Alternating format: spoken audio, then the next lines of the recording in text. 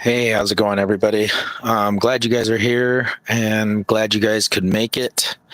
It has been one of those Fridays, let me tell you. Um, but yeah, just glad you guys could make it. Not sure if you guys can hear that because I can't hear that music, but I don't know if it's just me or what.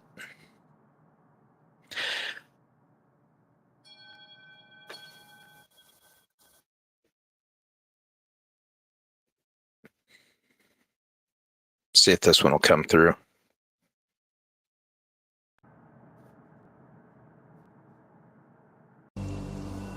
Yeah, there it goes.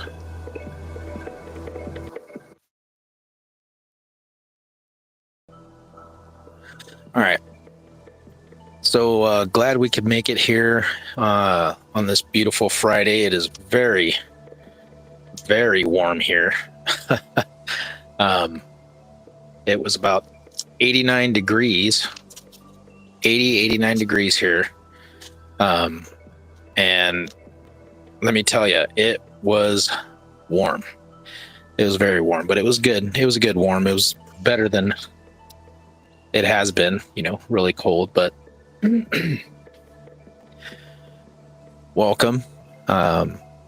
Hopefully we can get some people on here to talk about the topic matter that we are going to be discussing today. And if we do, let me see if anybody's on right now.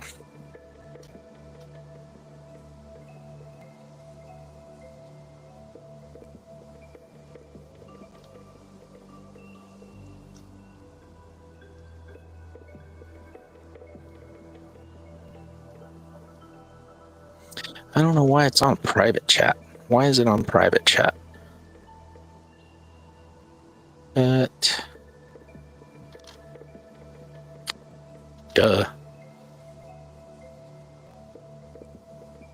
All right, cool. We are on Seeker of the Unknown on Facebook and on YouTube, so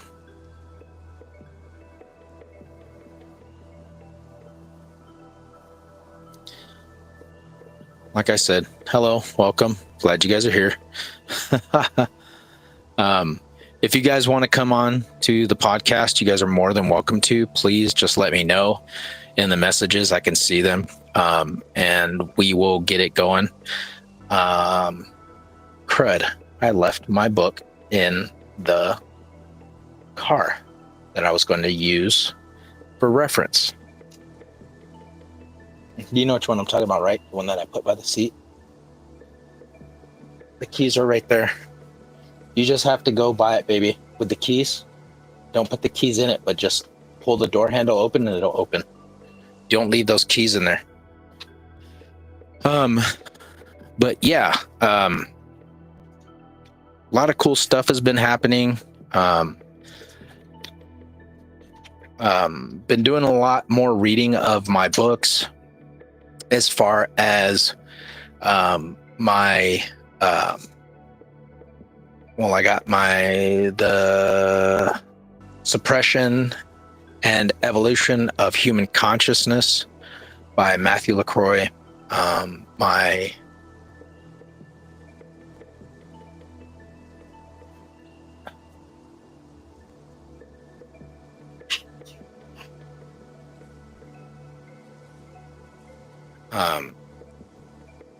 Compendium of the Emerald Tablets by Billy Carson, which is right here. If you guys haven't read it or you have not heard of it, I would highly suggest that you get this book. It is a great source of information. Outside of, I've gone through and just highlighted so much stuff in here. It's ridiculous. You could see I've gone through here and just highlighted things that were catchy to me, making side notes on some of them. You can see right here. I put in there,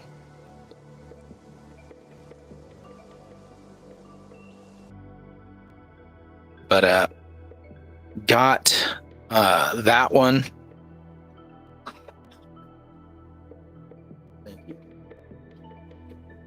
And this one right here that I've been reading is very, very good.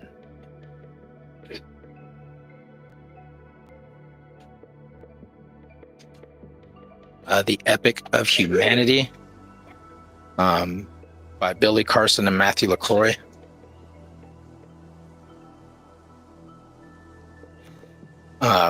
And this one in and of itself, the Epic of Humanity,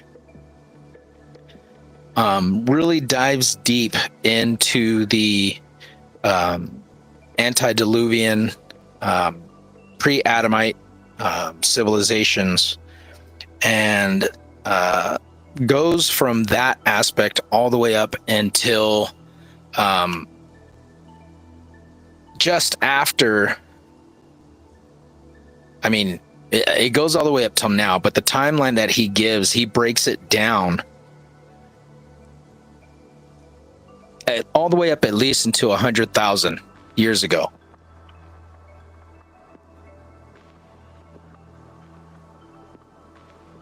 To the very first city, Eridu, which was the very first city that was created. But before I start getting into this, you know what we got to do? I'm going to jump on here. I'm going to get this video going, and then we'll jump into the conversation and start it going. All right, I'll see you in a bit.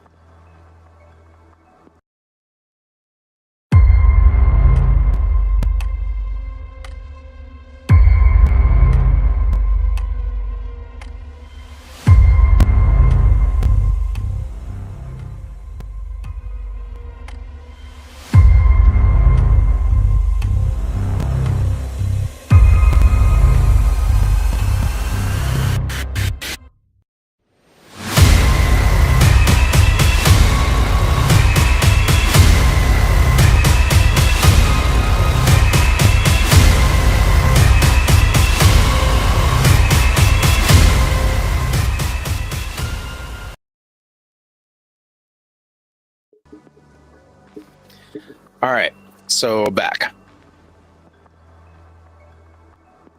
All right, I gotta fix this because this is bugging the crap out of me.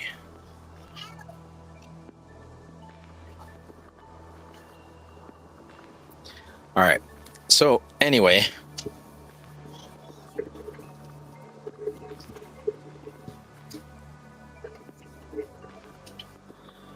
All right, so as I said, the book goes all the way back. I mean, Matthew LaCroix does a fantastic job of breaking down everything. If you do not know anything about the Annunaki, the sky gods, the Sumerians, Gilgamesh, the Atrahashish, the King's List, anything that predates, like I said, this goes back 100,000 years. And that is the time of the creation of man to now. And it goes back a little bit before that. Because when you look at the Sumerian tablets, and before I get into this, as I stated, I always want people to understand something, that everything that I talk about, I want everybody to do their own research. I want you to go out and go look at stuff for yourself. Do not just take my word for it, but go out there and read this stuff for yourself, because you can find it anywhere. Okay, this stuff is there for you to be able to read online. You can go to the libraries and get it. You can go to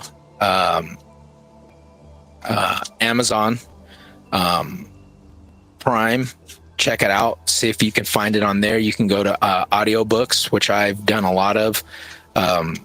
downloading and getting stuff from there for my stuff. I bought a lot of my books that I have in my library collection from online.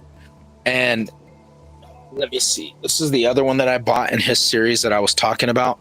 The Illusion of Us, the Suppression of Evolution of Human Consciousness. And I've gotten into this one, and it is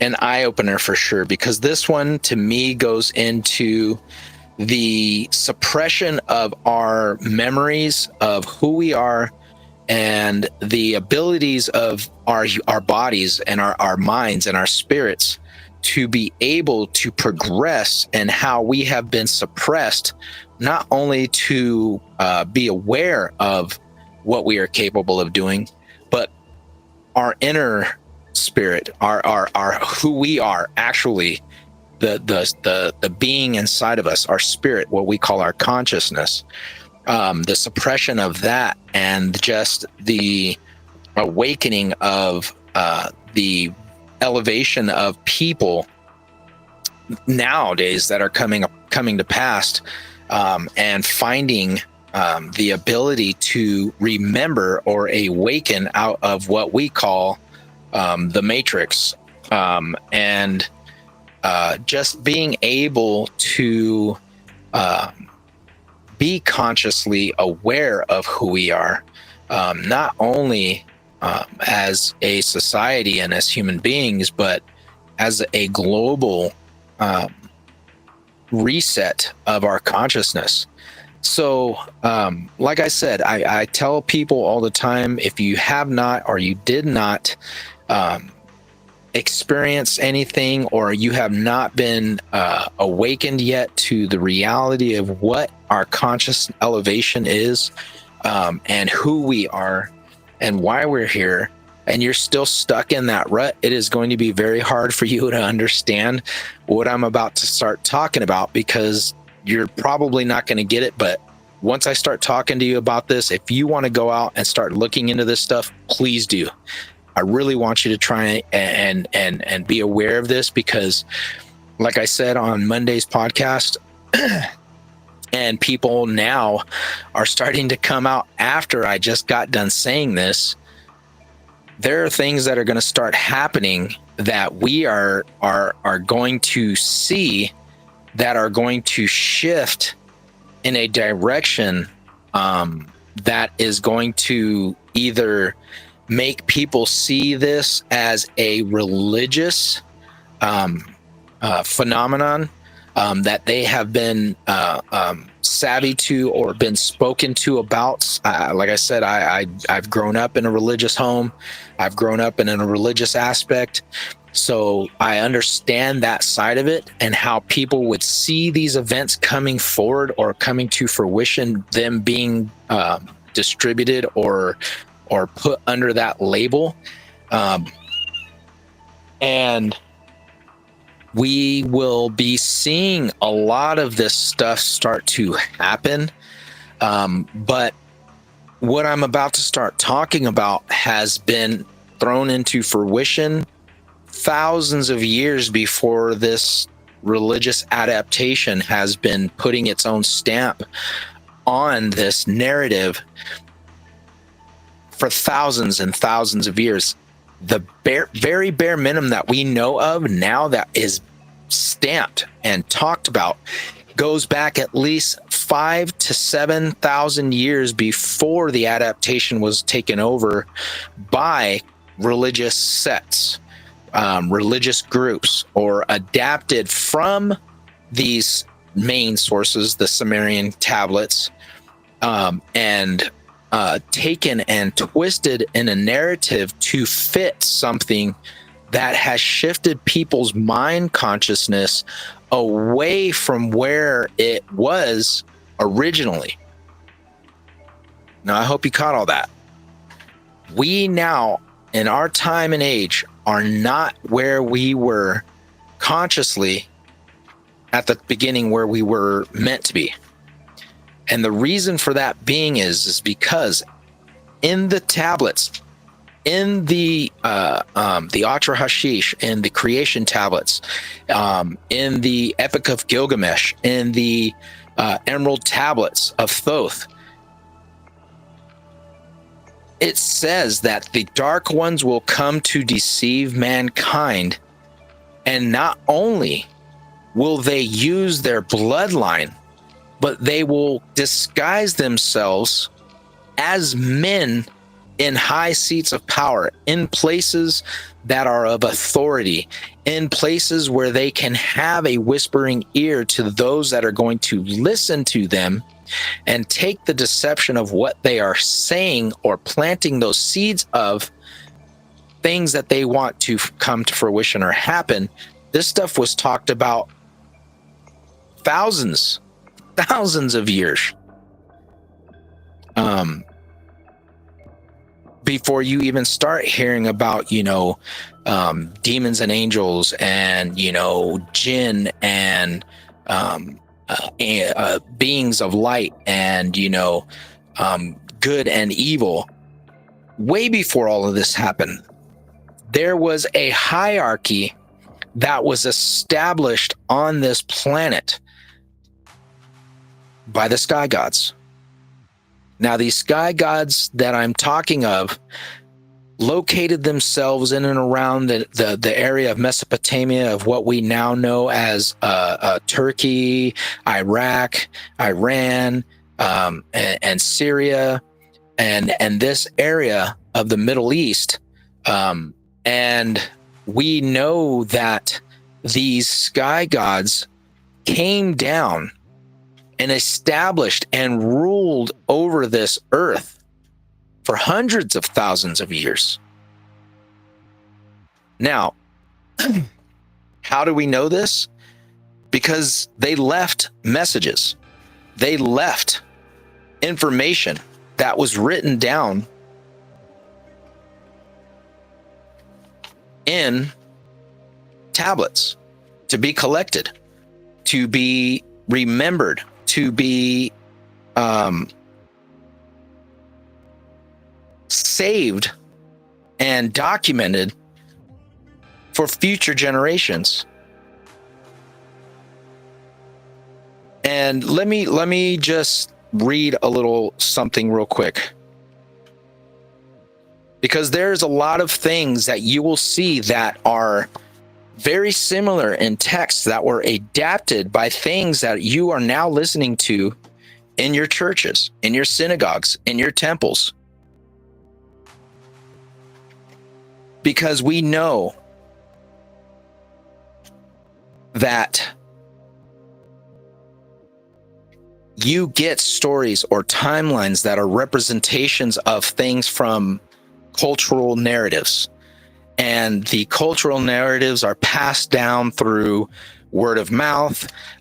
You have religious rabbis, headed priests of these texts, this knowledge, these keepers of this information that spread it either to the people or write it down or put it somewhere where they can keep it. So that way the information is either kept sacred or it is not lost, like these Sumerian tablets. Now, the first place he says to start telling the story or the epic of humanity is by reading a passage from the secret book of John. Now, if you don't know what the secret book of John is, it is a chapter from the ancient Gnostic pre-Christian text known as the Nag Hammadi scriptures. Now, these Nag Hammadi scriptures were actually scriptures that were a part of what we know now as the Bible.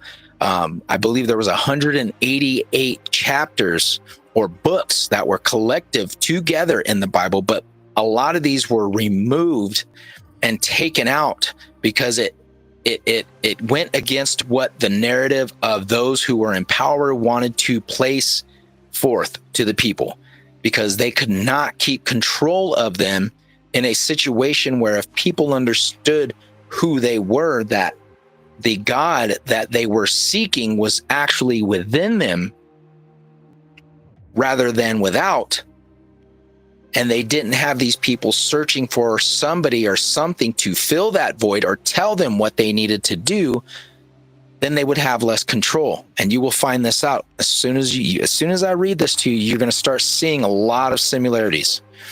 All right, because the 200,000 year timeline of humanity from the rise of civilization, new archaeological discoveries discovered in ice core data and compelling scientific evidence prove that lost civilizations once existed. And we know this to be fact because we see places like Göbekli Tepe, that is in Turkey.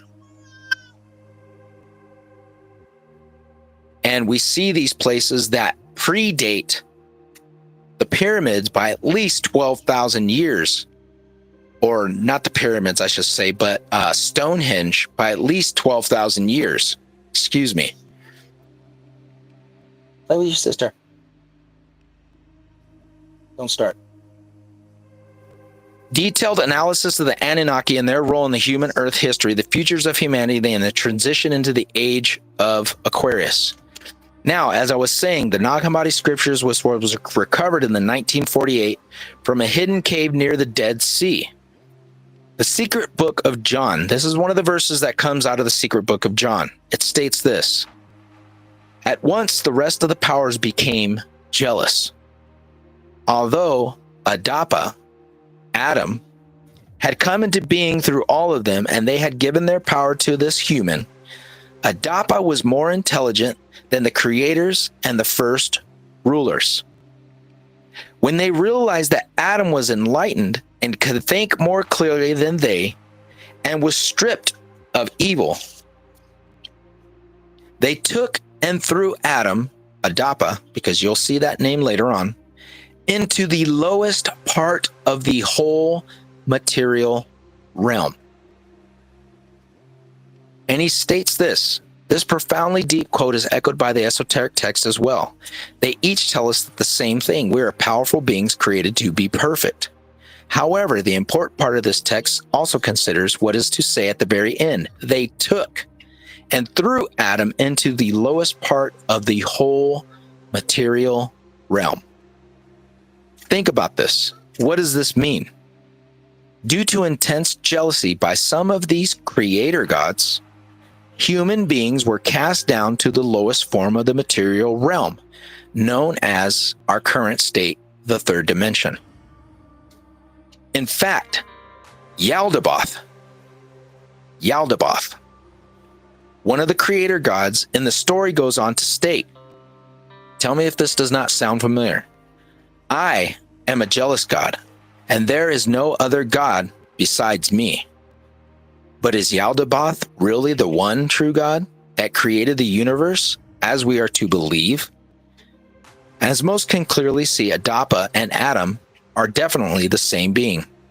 With slightly different names used, this is a common theme that can be seen with certain hero gods and individuals throughout history, such as Atrahasis, that I spoke about, who was actually the one who was instructed by the Lord Enki to build a ship and to save his family from what was soon to be known as the destruction of a flood that was going to come down because his brother Enlil, the god of the sky, was going to rain down and flood humanity because he saw them unfit and unworthy to live. Atrahasis and Noah are the same people. Once one recognizes this pattern, they are able to connect the names used by different cultures to identify the original sources of these stories. That is why I hold cuneiform tablets to the highest degree possible and consider them the closest thing we still have to understanding the truth of our past. I would be inclined a God named tablet later. I will be including a God named tablet later in the chapter to aid in understanding the different names used by these deities or beings of antiquity. Adapa is created by a god named Ea, E-A. This human being is designed in the image of the Anunnaki, but due to his intelligence, Adapa, and perfect nature, he has the potential to become even greater and succeed his creators. Does this sound familiar? To the Sumerians, the term Annuna, translated to mean that those who from heaven to earth came, and those who Anu sent to Earth, the Father God. While the term Anunnaki is technically Akkadian, it essentially means the same thing. Both terms point to the fact that these creator gods came here from somewhere else other than Earth. It does not state whether it was from another star system or a simply higher dimension. All we know is that it was from our planet. So then, where did these Anunnaki come from?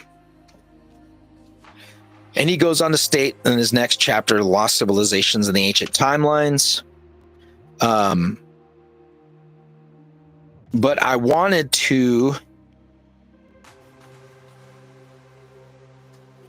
read some of the narratives that I had written down in here.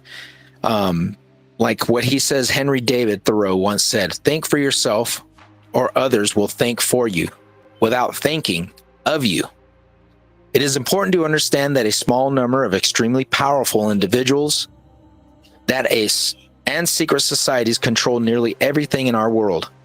That may seem like a very bold statement to make, but for those who are awake and who are aware, it could be no further from the obvious. This control over the events of history can be traced back to the time of Constantine the First and the formation of the Holy Roman Empire around 330 AD. George Orwell, who was so famously made a quote, said, "He who controls the past controls the future, and he who controls the present controls the past." Remember these words of wisdom as you continue reading throughout this book. In many cases, it is necessary to completely start over with how to place many of the events. We need to travel back in time over 100,000 years to the first place that was created on this planet known as Eridu. This is where the story will begin. The Sumerian Kings List is one of the tablets that lists all of the Sumerian kings, the kings who ruled over this planet during the time of the great gods. After the kingship descended from heaven, this is the Sumerian King List, this is how it begins. The kingship was in Eridu, which is in Iraq. In Eridu, Alulam became king and he ruled for 28,000 years. Alalgar ruled for 36,000 years. Then Eridu fell and the kingship was taken to Bed Tabira. And in Bad Tabira, Inman Lu'ano ruled for 43,200 years.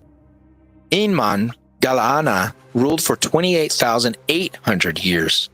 The divine Dumuzi, or Dumuzi, the shepherd, is what his name is called, ruled for 36,000 years.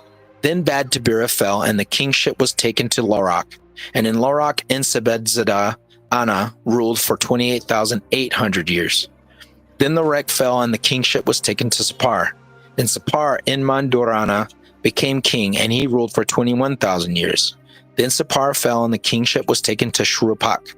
In Shurupak, Apuratutu became king, and he ruled for 18,600 years. Then it says, the flood swept over. This is what the Ancient Kings List looks like, and you can look it up on Amazon, Google, whatever you want to look like. Okay. It is actually in the museum in Britain, I think. The Eridu Genesis. Now, this is the Genesis tablet. It states, when the royal scepter was coming down from heaven, the august crown and the royal throne being already down from heaven, the king regularly performed the perfection and the august divine service and offices, and laid the bricks of those cities in pure spots. The firstling of these cities, Eridu, she gave to the leader Nidimund, which means Inky. The second, Bad Tabira, she gave to the prince and the sacred one. The third, Larak, she gave to Pahilsag. The fourth, Sapar, she gave to the gallant Utu. And the fifth, Shurupak, she gave to Ansud. The first thing that we need to remember here is that the Sumerian Kings list and the Eridu Genesis list is the specific wording that is used at the very beginning of the tablets, where it refers to the kingship and the royal scepter descending or coming down from heaven. This is very important because you have to consider when seeking answers for how human civilization could have miraculously sprung up out of nowhere and why the Sumerians are credited as being the first to discover mathematics, astronomy, astrology, agriculture and complex writing, the wheel even, metallurgy, sailing, moral laws and rules, the first currency, and even fermentation. Essentially, everything can be traced back to them. The problem is that the Sumerians don't claim to have invented any of these things. Instead, they say that the great beings referred to as the Annunaki or Annuna descended down from heaven to lay down the framework for a new civilization. In a nutshell, it meant the word kingship. Anu was considered the father of the Anunnaki and likely connected back to the source of the prime creator, who ruled over all of heaven, and which is why his symbol became the sun. This role was eventually challenged by the second generation god, Marduk. Now you hear this name not only in the Sumerian tablets list, but it is also mentioned in the Bible. Known as Bel in Babylon, who likely assumed the role of the sun god Amun-Ra in Egypt. One of the things that make the tablet of Shamash so unique among their cuneiform tablets was that it was found inside a specially made terracotta coffer, which shows its level of importance both to the Sumerian and the Akkadian and the Babylonian cultures. The reason it was so important to them was because of the specific depiction of the god Shamash, Atu, the sun water disk, as well as the ancient message it contained. Now you see this coffer that it was, I'm pretty sure anybody who's studied any of this stuff has seen this picture before.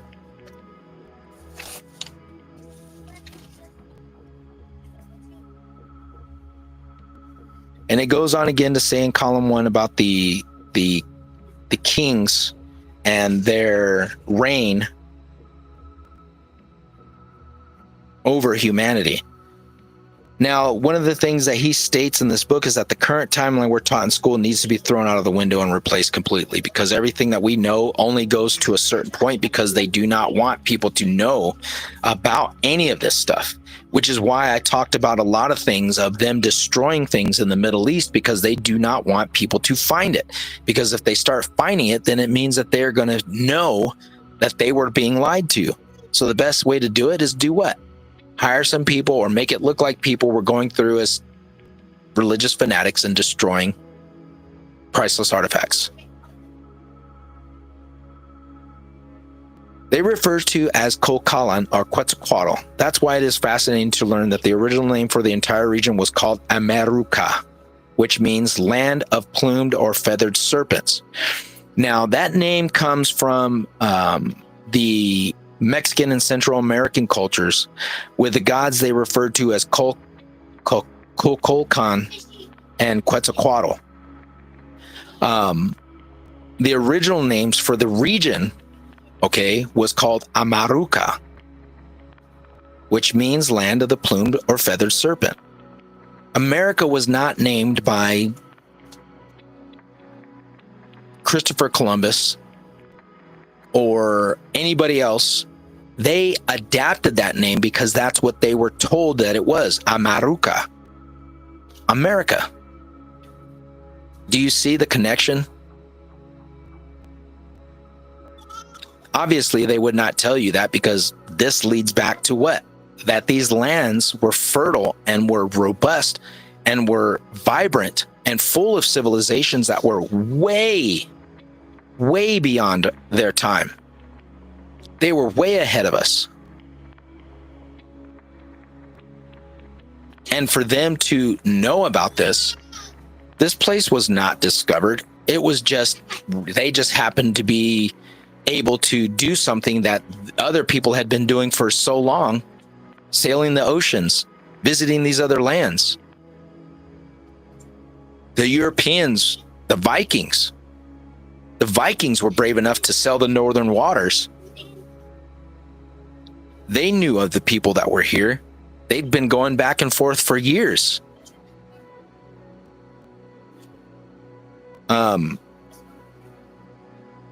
It goes on. I mean, the information on this,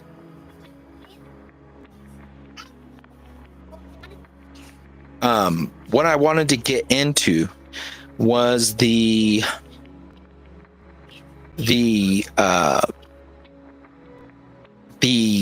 tablet of the Great Flood and what it was talking about from the Epic of Gilgamesh and the Atrahasis are the most complete records that exist describing the Great Flood. Now, people think of the Great Flood, they think of Noah and the story in the Bible of, God was mad at humanity. And, he was like, he saw that they were being corrupt and they were evil. There was evil on the land, so he wanted to wipe them out. And he sent an angel down to talk to Noah and told Noah, God's gonna cause a great flood. You need to get every essence of these animals onto the ship, and this is the dimensions of the ship. We need you to build it. And you see this picture of Noah with this gigantic ark that is supposedly supposed to be this thing that he built, and it was to contain every single animal on the face of the earth. Come on now.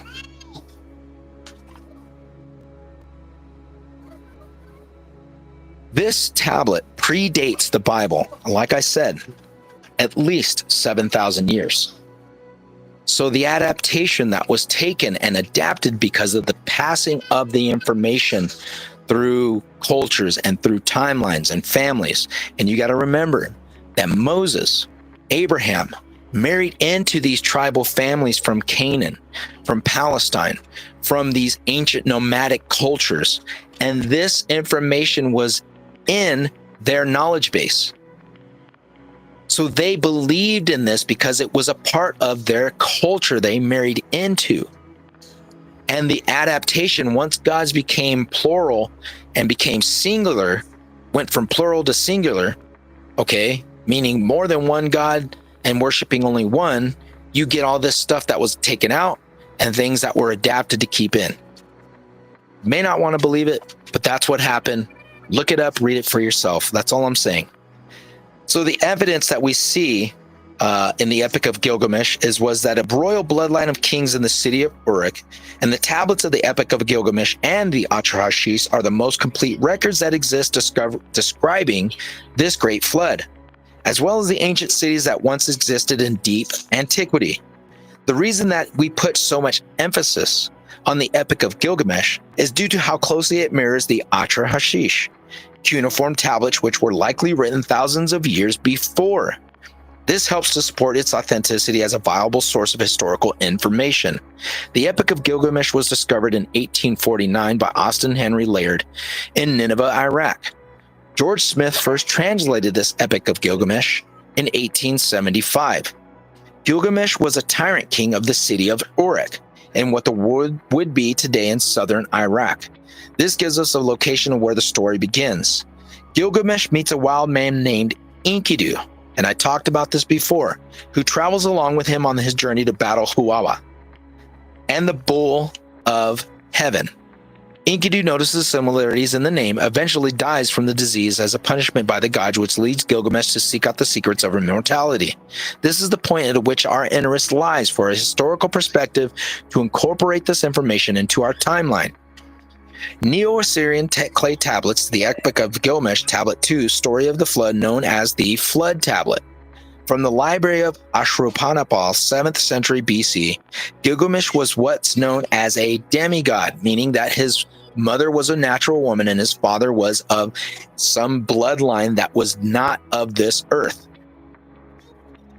That is why I referred to him as royal bloodline king. Earlier, since he was considered a descendant of Dumuzi, the shepherd of the Annunaki. Not only that, but Gilgamesh was one of the last of his kind, known as the Nephilim in the book of Enoch. See the correlations between these two, and a lot of people that have not read the book of Enoch, you need to. If you have not read the book of the Elohim or the battles of the Elohim or the book of Joshua, you need to read it. You need to start looking at these books that were taken out of the Bible, that were thrown out, because it adds so much more to the picture that we were not told, that it will blow your mind, and you will hopefully start seeing things clearer if you're tapping into that frequency. The Anunnaki are directly mentioned 8 times in this Epic of Gilgamesh tablets, which are on tablet 10. It states, the Anunnaki, the great gods, held an assembly, both death and life they have established. But the day of death they did not disclose. Gilgamesh goes on to defy the Anunnaki gods and seeks out immortality from the only man that was able to obtain it, Atra Hashish. However, he is not called Atra Hashish in these tablets. Just like many other ancient stories from Mesopotamia, numerous names are used for the same individual by different cultures and time periods. In this case, Atra Hashish is referred to by Gilgamesh as Utnapishtim. The flood hero, this is what he's called in the tablets, the flood hero of Shurupak. Atra Hashish, also known as Unapishta or Ziazudra, was a son of Ubertutu and heir to the throne of the city of Shurupak. You may recall that the Shurupak was the last city mentioned in both the Sumerian Kings list and the Eridu Genesis tablets. That kingship was lowered to be before the flood swept over it. So before this flood came, it was dropped down at a low status, and Utnapishtim or Ziusudra was considered a direct descendant of Enki himself. That is the reason why he was secretly warned by Enki to build a Budaman, a reinforced cedar boat, before the deluge occurred, in order for his family, their bloodline, to be preserved. Because what Enki was doing was he was saying, this is my blood of my blood. I am not going to allow my descendant to perish with these people. So he goes down and he warns him, hey, you got to build this ship. You got to get all this essence. He says the essence of all of these animals, not bring all of them on here, but gather the essence of them and bring it onto the ship, so that way we can establish it later on. So the similarities with Utnapishtim and the biblical story of Noah, do you understand? Since it was originally based in this account in both the Atra Hashish and the Epic of Gilgamesh. After it was discovered Utnapishtim survived the deluge, he had been given immortality by Annuna, the Council of the 12, which according to the cuneiform tablet is known as the death of Biligamis, is the last time a human was given this gift of life. Reading a short excerpt from this death of Biligamis tablet, it states, after this assembly of the Council of 12 had made the deluge sweep over Ziusudra, one of mankind still lived. And from that time, we, the Annuna, swore that mankind should not have eternal life. So we continue on with the tablet 11 of the Epic of Gilgamesh. Gilgamesh learns of Utnapishtim's location at the ocean at the end of the world, or across the waters of death, and travels there to seek his counsel regarding the secrets of immortality. After carefully studying the wording used in this description, that Matthew concludes that his reference most likely pertains to the realms of the underworld. Perhaps that's the only way for a mortal being to be able to attain immortality, but at a great cost. In Tablet 11 it says, I look at you, Utnapishtim. Your form is no different. You are just like me. How was it that you stood with the gods in assembly? How did you find this life eternal? He states to him. Said Utnapishtim to him, to Gilgamesh, let me disclose, O Gilgamesh, a matter most secret. To you, I will tell a mystery of gods. Gods. The town of Shurupak, a city well known to you, which stands on the banks of the Euphrates. This city was very old, and the gods once were in it and among it. When the gods, the great gods, decided to send down the great deluge. So Utnapishtim goes on to tell Gilgamesh the story of the great deluge, which destroyed what was known as the Old World, leading to the destruction of most, if not all, the ancient civilizations on the earth at that time. Shuruppak is mentioned because it was one of the last cities that the kingship fell on. Remember that. It was one of the last cities that held this bloodline of the gods. It was one of the last cities to behold a king that sat in it from the lineage of the Annunaki, the great god Enki. Utnapishtim and his father Ubaratutu were rulers of this city. That is why the description of the flood is similar in both the Atrahasis and the Epic of Gilgamesh tablets, since Utnapishtim was one of the only humans who survived to tell about it. The other piece of information revealed in Tablet 11 of the Epic of Gilgamesh is that of great interest to me from a timeline. The research perspective is what Utnapishtim says about the city of Shuruppak when he states, "This city was old and the gods were once in it." According to the Epic of Gilgamesh, as well as other Mesopotamian tablets after the Anunnaki gods brought on the deluge, they decided to leave our realm in physical form. Due to how destructive and traumatizing this event was, many of the Ananu felt the flood was a mistake and greatly regretted. Allowing such an atrocity to occur, this means that according to the cuneiform records, Shuruppak was the last city in which the Anunnaki existed. Here, on this earth, in a physical form. Because as I said, everything starts to make sense. Once you start looking at this, take that veil off and go, okay, this makes sense now. A stark contrast between the level of knowledge and sophistication with the pre-Diluvian civilizations versus the post-Diluvian civilizations that came later. In chapter 4, you will see a full translation for the Tablet 11 telling the story of the flood. Now listen. This is the most oldest and ancient of descriptions of this epic that was adapted by religious cultures. Now listen. It states, Ea opened his mouth to speak, saying to the hero Enlil, "You, the sage of the gods, the hero, how could you lack counsel and bring on this deluge?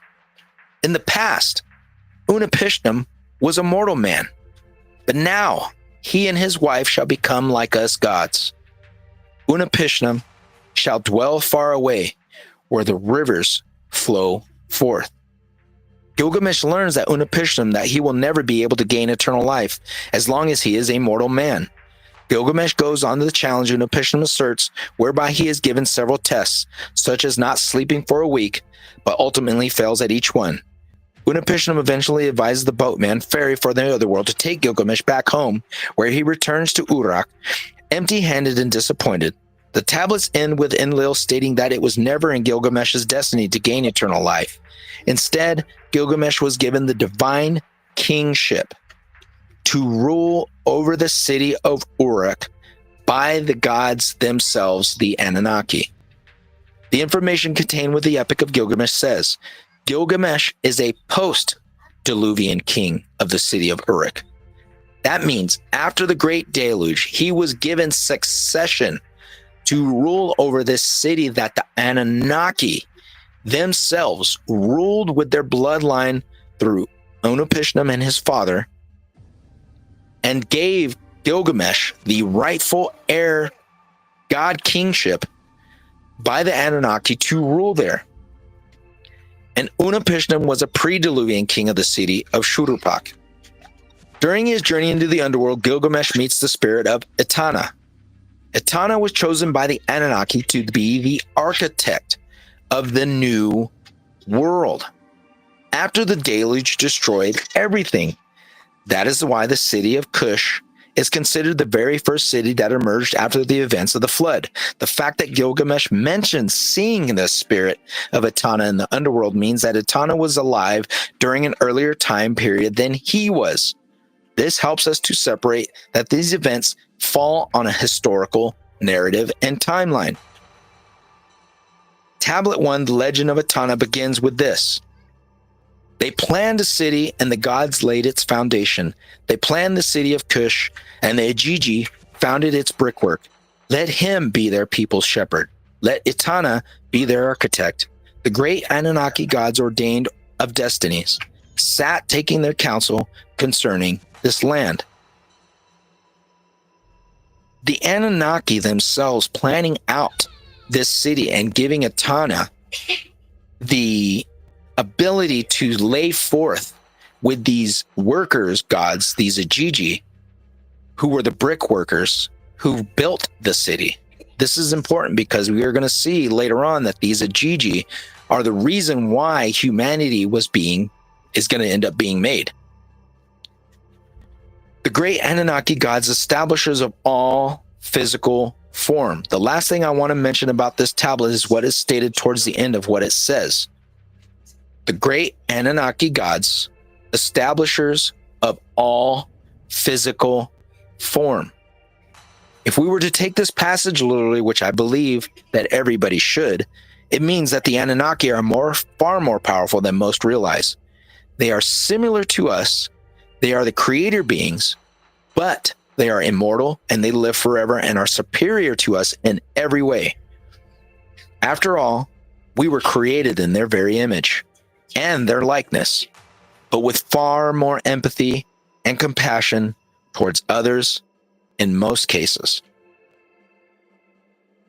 If you consider that the Annuna had the ability to create human beings from stealing the life force of an Ajiji god, then why would they not have the ability to create other forms of life as well? Remember, it is clearly stated in these tablets that the Annuna deliberately caused the deluge in order to cleanse it, the planet, of these beings and start over again. That is why we must try to always keep an open mind when studying this information so that it does not limit yourself or myself to what is possible.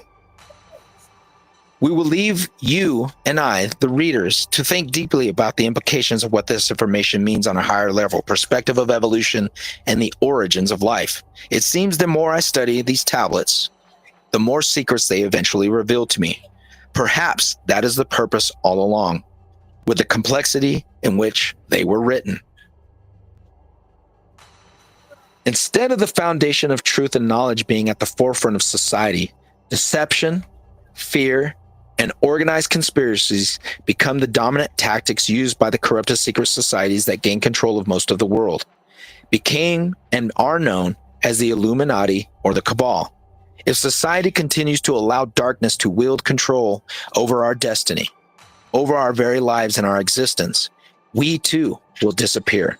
Like so many that came before us, it is not simply that learning about history is informative and interesting, but it fundamentally challenges how one perceives our origins, responsibilities here on this earth, our very existence, and the path we will take in the future. Remember, we each have a choice to make here based on the law of free will and deciding to follow a path of higher consciousness. Will we make it to the golden age of Aquarius? Only time will tell for now. I am confident, as so many others are, that those reading those words will someday remember the role that they play here and will help to ensure our path back to where we started. So, if you are like me, and you are like so many others who have asked this question, there are two questions that I know myself has led me down this path of seeking this knowledge and information. I have always felt the compelling urge to look outside of this narrative. Even as a child, I would sit and read the Bible because I was in Sunday school. I would go to these meetings. I would sit there and I would talk to these pastors and I would talk to my mother would get blown away because these people would sit here and ask me how in that, or ask my parents, this kid is going to be a knowledgeable kid. He sits here and is quoting verses out of the Bible and asking us questions about this stuff. But they would shut me down with, well, it's not God's will, or this is not what God wants. If it's not in the word of God, then it is not true. It is not real. Something never fit with me. And the first thing that I will never forget is I always asked, if Adam was the first man, who were the people that his son married in the land outside of where they were cast out? Because if Adam and Eve were the first man, they had their sons, and Cain killed Abel. Okay. And God, okay, think about this. If we're reading in this, and all this is predating what the Bible is saying, take out everything you know about what the Bible says God, and put in the gods as Anu, Enki, and Lil. If they created man, okay, they created Adam and Eve.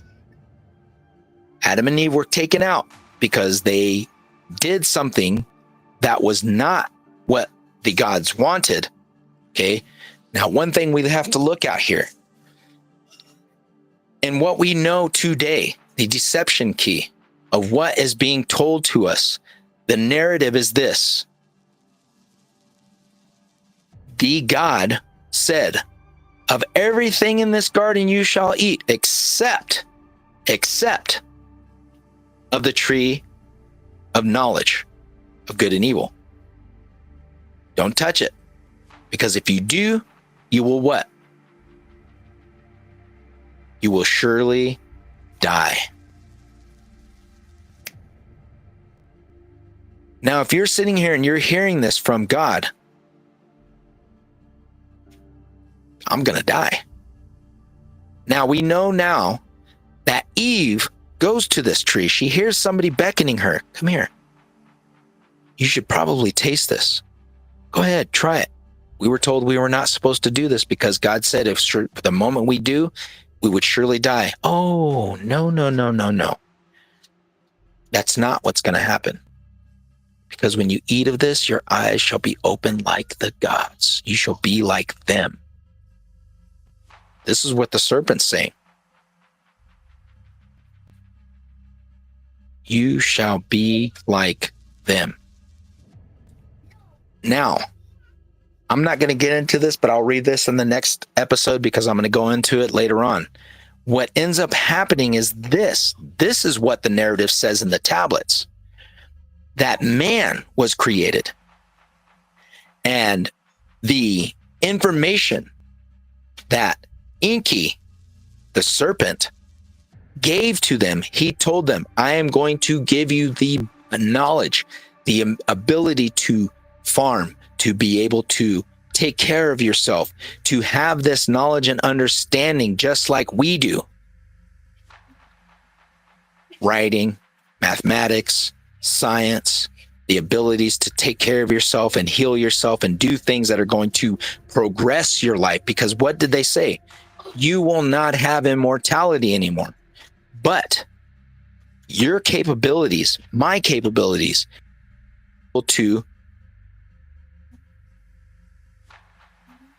we are going to be able to progress fast because our mindset, our bodies are constructed in whose image? Theirs. We know that they are of a higher power. We know that they are far more exceeding in knowledge base than we are. But their essence of who they are is within us. I'm also going to get into how they created the human beings and how they killed one of the Ajiji gods, one of the lower gods that was underneath the Annunaki, mixed his flesh and his essence with humans and put his soul into them, which allowed them to be what? Gods. Demigods. which is why we see so much scientists saying, oh, well, we don't know what this is. We got junk DNA. We got things in our body that are unknown, blah, blah, blah. There is nothing that these beings created that is junk. We are more powerful than what they are allowing us to be, because if we know this, we don't need them.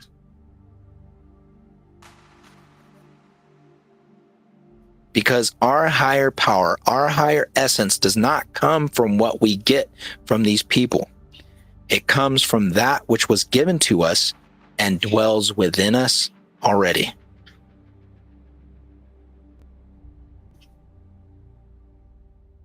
People are going to start realizing and understanding this, and they have been. People are waking up. They're throwing off these blinders that we've been living under since the day we were born. The great deception is over. A lot of people are not going to break free of this, and we cannot persuade them. That is not our job. Our job is to pass this information on. Our job, those who seek this knowledge and this information, because in the tablets, the emerald tablets, I said this last time, those who seek the knowledge and the wisdom will find it, because the power lies in the wisdom. It lies in the knowledge. It lies in the information that you seek, because that which you seek, you are seeking it because it is a part of you. It calls to you. It beckons you, because you have always known that you are a child of the light, and the light is within you and around you. But there are those who are in the darkness that come to take that from you and deceive you and come in your likeness and are of the dark. They are of the darkness. They are not here to help us. They are not here to progress us. They are not here to lead us to the eternal. They are here to lead us from what we were meant to be. Our true calling, our true nature, our true selves. This is a facade. What's in here is what matters. Because the essence that was put into us spreads through our DNA, throughout the timelines, all the way to our future and to our past. It is never ending.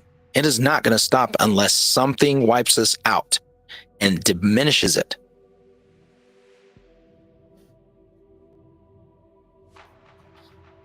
These dark ones are here. They are literally in our faces, in our time, wiping out people and using the deception code to do it. We are living in a time where we are seeing this stuff be fulfilled. And I'm not a religious person. I am not a person that is going to sit here and listen to these people tell me this. That's beyond me now. My eyes are open to the truth. I see things for what they really are. Big things are coming for humanity. We either jump on board and we pull together as a whole, and we elevate each other and we bring each other up in order to progress, for not only for ourselves, but for our kids, our generations to come. Because if we don't, what does it say in the tablets? We are going to perish and fall like those who fell at the deluge. We have to pull together, folks. We have to understand and realize that there is more to what this little box that they have put us in and said, this is what you're going to believe. Don't question anything outside of it. Don't look over there. Look over here. You stay right in here. You stay in this box. There's nothing for you out there. Well, but just shut up. Punish him. Put him in jail. Burn him at the stake. Get his family and punish him. You see what's going to happen to your family? You keep doing this. You're going to be a good servant, right? You're going to obey. Because if you don't, you're going to burn in hell. You be good. And you're going to live. You bow down and you worship our God, and you're going to live forever. But only if you do what we tell you to do. That is not what we were meant for, folks. That is the deception in a half. We are created in the likeness of those who came here to establish a reckoning of a perfect race of people. They literally gave their essence to us. They literally said, we are going to kill one of our lower gods, put his blood and his soul into this thing, and let them be like us.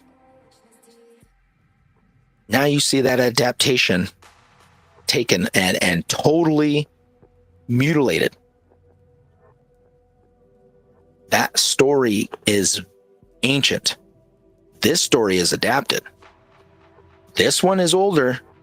The original, this one cuts out pieces, throws out gods, and puts God and puts this man, and angels come in, yada, yada, and it's just distorted.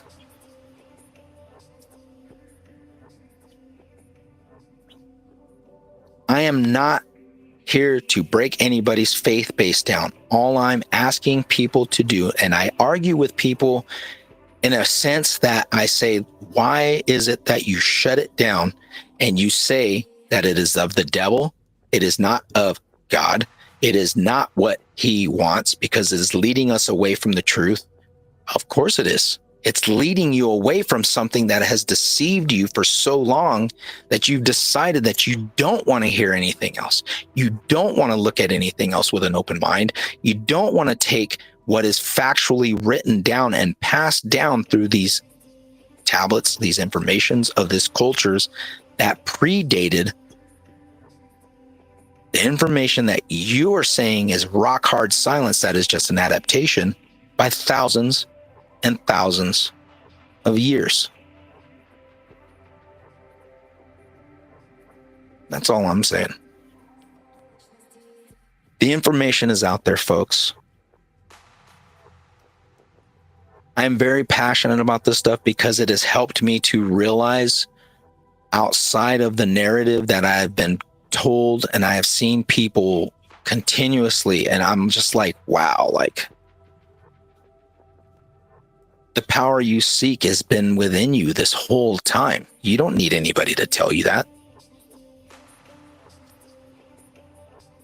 It is yours. I don't need to ask anybody for it. I don't need to sit here and go, oh, well, this outside source is the one that is going to do it. No, it is within me. It is all powering for me to be able to make it happen in me, in you, in our kids, in our family members, in our friends, in society, in the world.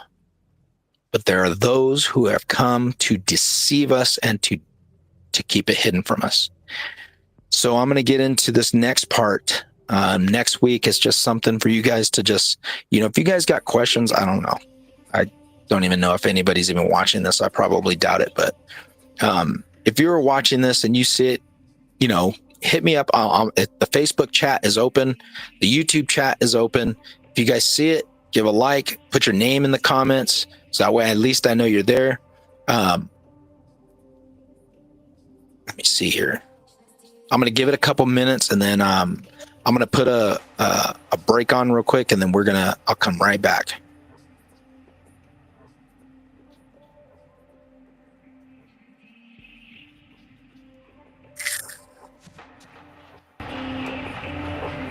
I don't even know if it's working.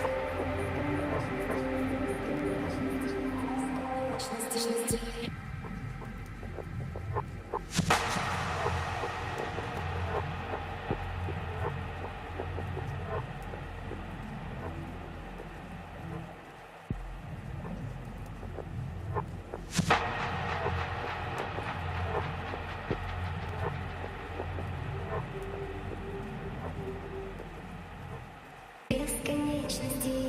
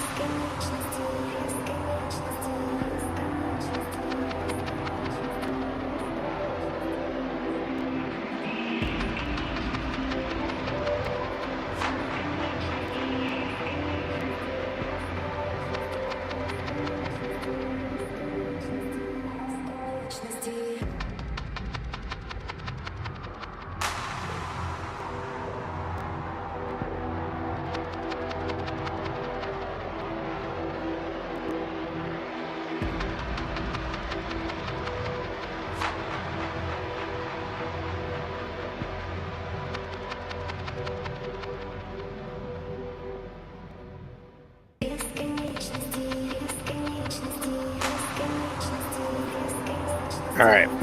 Well, I guess my screen thing didn't work, so whatever.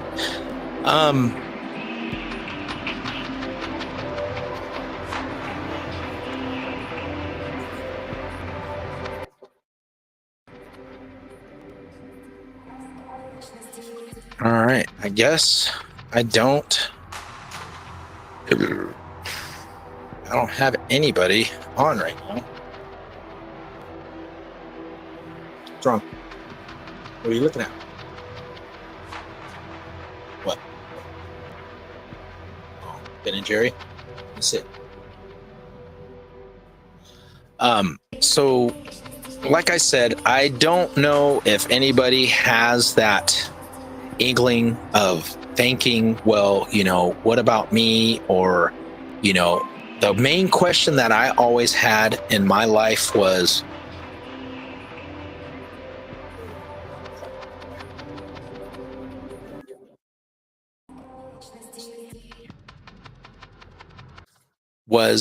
why are we here? And are we alone? That was one of the two questions really that always had me thinking, like, there's got to be more to this. There's more to this story. Give her some. And I never took that narrative that was always given to me as fact. I've always wanted to question it. I always had to think outside of that box because it just didn't sit right with my spirit. Something was always driving me to look for those answers, to keep searching, to keep seeking knowledge and information. And things just slowly started getting connected down the line. And it's not like that for everybody. I will admit it. It is not like that for anybody, really, who thinks that, oh, I'm just going to wake up one day and this shit is just going to pop into my head and I'm going to be, oh, I know it all. No, that's not what happens. What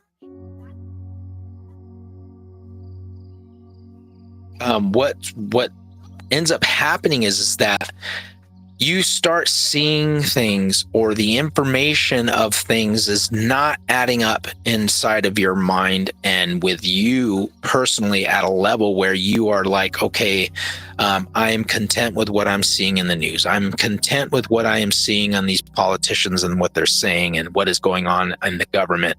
Because now I see things and I look at things, I don't see them in a normal light. I see it as all bullshit. It's just the same old narrative that is just being thrown out there to to keep people reliant on them, to keep people connected to these superficial lifelines that are not going to do anything for you, that is not going to take you anywhere, that is not going to lead you to what you want.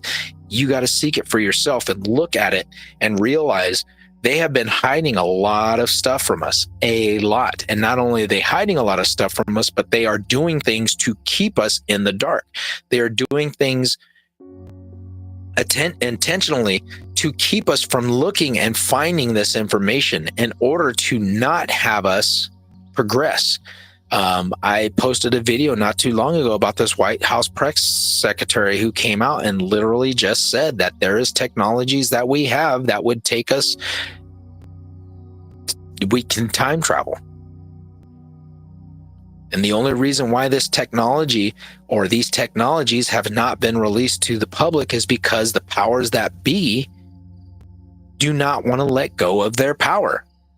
They're getting rich off of making us sick. They're getting rich off of keeping us on fossil fuels. They're getting rich on keeping us from becoming healthy because we get sick. They have the cures. They can do everything they want to. They can progress humanity by 150 years if they wanted to, but they're not. The source is not in the cure. It's in the money for them. That's the sad fact that we live in. And for those of us who realize that, we see it for what it is. Which is why I don't look for my strength in these false political powers, this government. What are they going to do for you? Nothing. These people that tell you to go and sit in these buildings for hours on end and regurgitating this stuff that is just either adapted in the Old Testaments from these ancient cultures, which I just showed you, with their spin on it, telling you about this stuff. Oh, yeah, give your tithes, your 10% every checks because that's God's will. Okay. What does God need with my money? Oh, well, that's just a way of you showing him your subserviency. I bet it is. I bet it is. It's lining your pockets and doing you pretty good. The deception key is real, folks.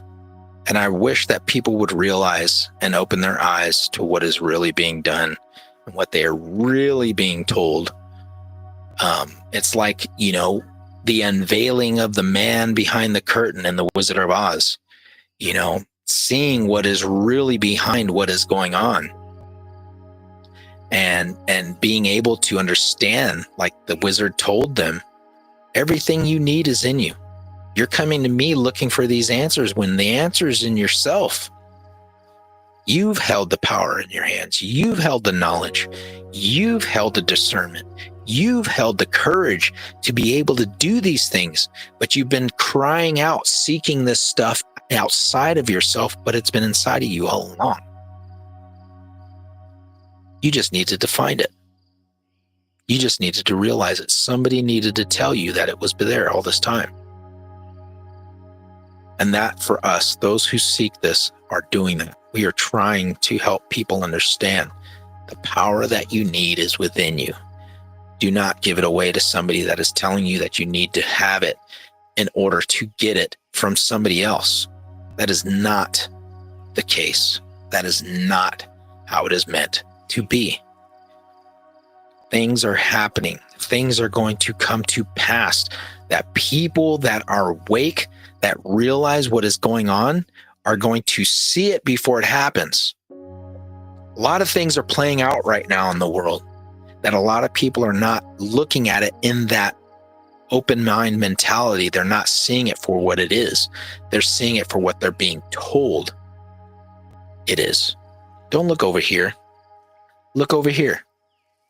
Ha ha ha ha, this Met Gala. Oh, look at their funny looking clothes. Blah, blah, blah. While India is sitting here bombing Pakistan.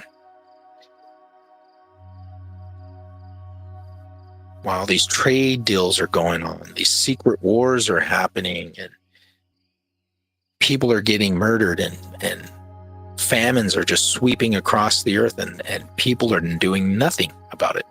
Nobody's talking about any of this stuff. We're too worried about baseball, football, music stars, movie stars.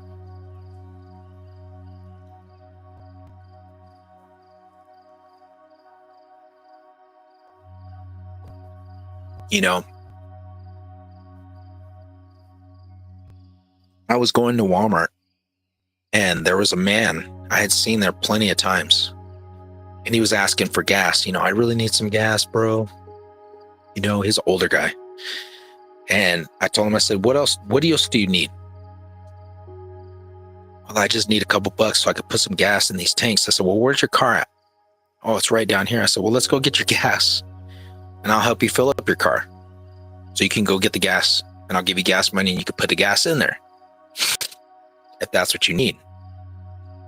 Oh man, you for reals, you'll help me out. I said, yeah, if this is what you really need, man, I'll help you. I needed to realize that I can talk about these things, but when you do it and you act on it to help other people besides just speaking about it, that's the difference. That's the difference. I may not be able to reach out and help everybody in the world, but if I can just help one person when I can, or help a couple people, or do something that is going to help somebody with something that is going on with them, I think I've done it. I think I've done a good deed.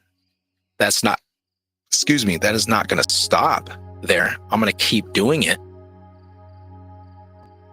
because that's what we're meant to do. We are not meant to let our brothers and sisters suffer. If you see somebody suffering, help them. If you see somebody in pain, comfort them. If you see somebody that's sick, try and do your best to heal them. You see somebody's hungry, feed them. If they're cold, give them clothing or shelter to keep them warm. Do something. That's all it takes. And I had posted something a while back and I said, it would take one act of kindness for people just to stop worrying about the superficial stuff that we deal with every day and realize, yes, I'm going through something, but somebody else is having a hell of a lot harder time than I am. Somebody is really going through it. And my level of consciousness, even though I do go through these things and things come at me to try and drain my level down, there are always people in my path who are there to say, hey man, you need to get your ass up. Snap out of it, bro. You're going to be okay. You got to keep pushing forward. That in and of itself is not just, it doesn't just happen for a reason. Things like that just do not come about because. That is because we look out for each other. That's why I said, those of you who are in my circle, I thank God for each and every one of you. I love you all. Family or not, you are my family. And I love you. And I thank you every day. When I get down and I'm feeling a certain way or I'm, going through it, you guys are always there. Just like if I see somebody posting something or somebody's like, hey, I need somebody to come hang out with me or talk to me or whatever. If I can get there, I'll get there.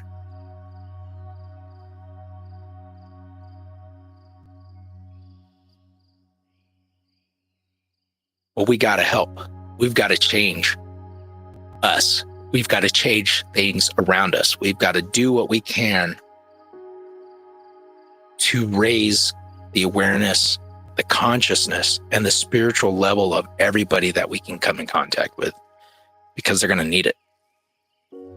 And I just want to say thank you, everybody that has been following me for going on almost 2 years now on this podcast and this journey. And I thank you. You're not alone. We are on this journey of life together. There is a reason that we have all connected, or we have all crossed paths, that you have been hearing this information, that you have seen it somewhere, that there has been a calling or a tugging at your spirit, man, your spirit essence, telling you to keep searching, keep looking, because we are not of this world. We are in it, but we are not of it. The essence of who we are is out there. But it's inside of each and every one of us. We don't have to look outside us. It is born in us. It is not a man sitting on a throne with a big white beard going, oh yeah, today I'm just going to cast down all these people. No, it don't happen like that. We cause the destruction and chaos on this world. We are the ordainers of the evil that has amassed and grown and harnessed itself to a point where it is just taking over rampantly. Humankind has done that. We don't need to look for a devil outside of us to cause that problem. It happens already. We cause it to happen. But we can change it. We can make it happen. So I urge you, if you follow this channel, I need you to comment. Let me know if you feel this way. Let me know if you have ever had any instances or any essence it are tugging at your spirit to be like searching for something that has just does not feel right, but you know that it's out there. If this is you, you're not alone. Comment in the comment sections. Message me on my podcast, on my platform, either on YouTube, on Facebook. Message me on X. You can message me on Spotify, and just get a hold of me. There's always a group of us that are going to be, in contact with each other. And if I can't answer something, or if I can't get you the answers to whatever it is that you're asking me, I'll find it and get back to you, or I'll lead you to somebody that's going to be able to dish it out to you and give it to you real quick. Tomorrow, my great friend Ellie, Elko Ellie, I love you, girl. You're doing great things. You're also out there seeking this stuff, and you're an independent researcher, and you're putting the information out there on the airwaves. And we have been reaching people all over the place. Great Britain, South America, the East Coast, West Coast, up north, down south, across the oceans. We have just been reaching people far and wide, and the information is spreading. It is great stuff. I appreciate you, girl. Paulo, I love you, brother. If you're listening to this, or you're watching this, or you haven't, I love you, man. Dawn, I miss you, girl. I'm glad that you're keeping your head up and you're pushing forward. Just keep doing your thing. We miss you. Hopefully we'll see you tomorrow on Elko Radio. Elko Ellie, if you don't know who she is, on my Facebook page and on Spotify and my personal page, I will post her link on there. Get a hold of us. Tomorrow we will be going live. We will be taking questions. We will be taking calls. You can call into the radio station, get a hold of Elko Ellie, call her, and we will put you on air, and you can ask us or bring up a question or bring up a topic, share with us, or just, hit us up with whatever you want to ask us, or any information that you want to talk about. And we're going to discuss it tomorrow on the radio station. But as I said before, I appreciate every single one of you. I love you all. Many blessings. Have a safe weekend. And to all the mothers out there, you women are the essence of life. You are the God's eternal in the flesh, creating life itself. You are doing exactly what the gods created us to do. The essence of creation, of its creation. You are the essence of its creation, creating its very essence. You women are the harnessers of that power that they did. You are making and putting that essence of these souls into these beings that you carry in your womb for 9 months. Think about that. You are like a literal God. You are a creator of life. I thank each and every one of you. I praise you. I can never give you enough gratitude for being a mother. As a single father and raising kids, I get it. But at that level, my hat's off to you. I praise each and every one of you ladies. Happy Mother's Day.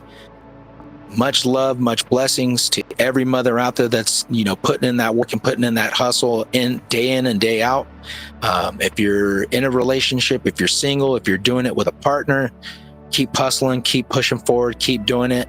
Keep striving to be the best you can for your kids, because that is what they deserve. They are the next generation that is going to be where we are at now. They need this information. They need to be awake and aware. They need to be able to make those sound choices based on true fact, true information, not deception. I'll see you guys next week. Be careful, be blessed, and I will talk to you guys later. Much love.